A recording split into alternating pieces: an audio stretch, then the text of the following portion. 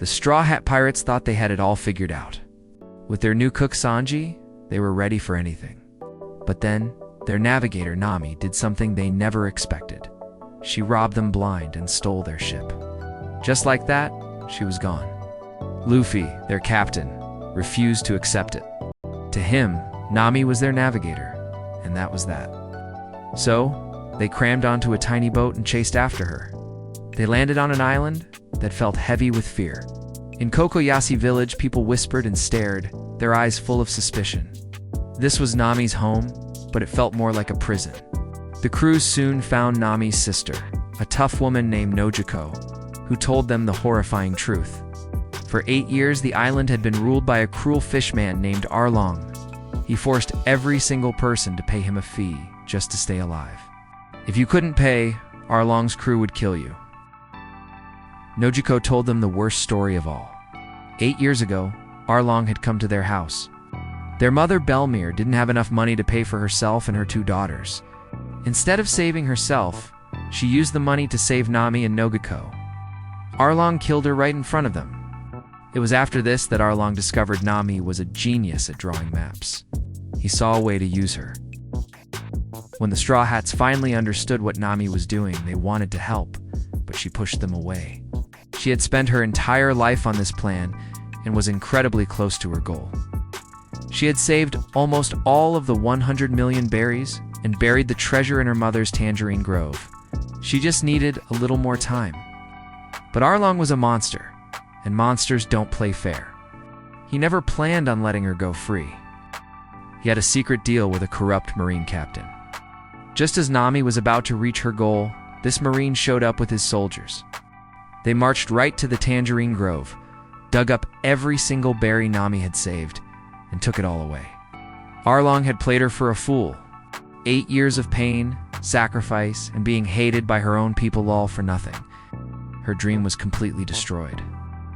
Seeing this final cruel act, the villagers couldn't stay silent anymore. They finally understood what Nami had been fighting for. Armed with little more than farm tools and kitchen knives, they decided to march on Arlong Park. They knew they would probably die, but they preferred to die fighting than to live another day as Arlong's property. Nami herself completely broke down. The one hope that had kept her going for 8 years was gone. Overwhelmed with grief and rage, she fell to the ground and pulled out a knife. She started aiming for Arlong Pirate's tattoo on her arm, trying to cut the mark of the monster away from her skin. She had hit rock bottom, with absolutely nothing left to lose. Just as Nami was at her lowest, Luffy found her. She screamed at him to leave to get off her island, but he wouldn't budge. He just stood there and let her vent all of her pain. Finally, exhausted and with no fight left, she fell to her knees. For the first time in 8 years, she let herself be weak and asked for help. In a broken whisper, she looked at Luffy and said, "Help me." Luffy didn't hesitate.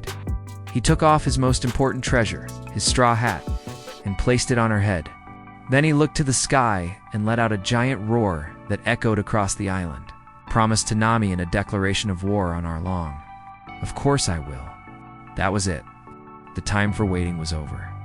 Luffy, Zoro, Sanji, and Usopp turned and began walking toward Arlong Park. They walked with a quiet, dangerous energy. This wasn't about adventure anymore. It was personal. They were going to make a monster pay for making their friend cry. They didn't bother using the entrance. Luffy smashed his way right through the stone wall.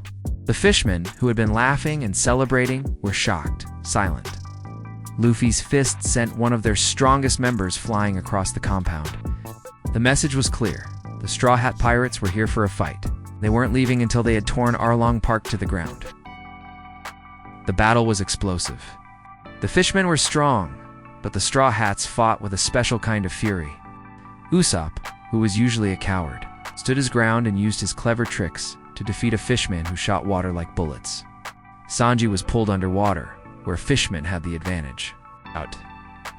But he used his powerful kicks to outsmart and defeat his opponent. Zoro, who was still badly hurt from a previous battle, fought a swordsman with 6 arms. Through pure willpower, Zoro overcame the pain and won. The final showdown was between Luffy and Arlong. It was a wild and destructive fight. Arlong was vicious, using his sharp nose and powerful jaws to bite through anything. At one point, he threw Luffy deep into the water to drown him. But Nami's sister, the villagers, and Sanji worked together to free him. Luffy burst out of the water, angrier than ever. He chased Arlong all the way to the top of the tower. They landed in the one room that represented all of Nami's suffering. The room where Arlong had forced her to draw maps for 8 years. Seeing the charts and tools that had been her prison sent Luffy into a rage. He wasn't just fighting Arlong anymore. He was fighting the years of pain Arlong had caused. With one final massive kick, Luffy smashed Arlong through the floor, destroying the room and the entire tower along with him. As the dust settled, the villagers began to cheer.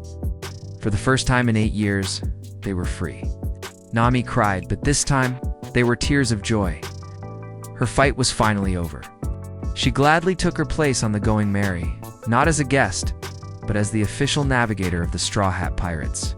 A complete crew at last, they sailed away from the island, leaving the past behind and heading for the Grand Line.